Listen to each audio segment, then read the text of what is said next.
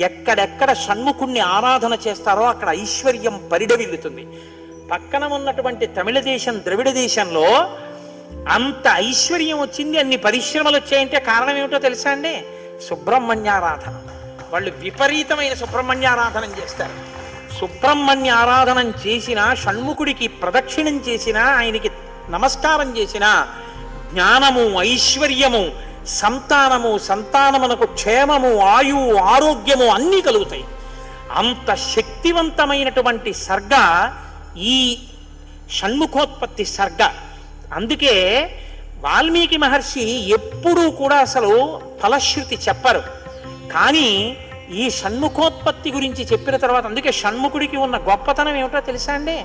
ఆయనకి ఒక గొప్ప విజయాన్ని సాధించాడు షణ్ముఖుడు ఒక్కడే. శైవ వైష్ణవాలు రెండూ కూడా వియ్యం ఉందేట్టు చేశాడు.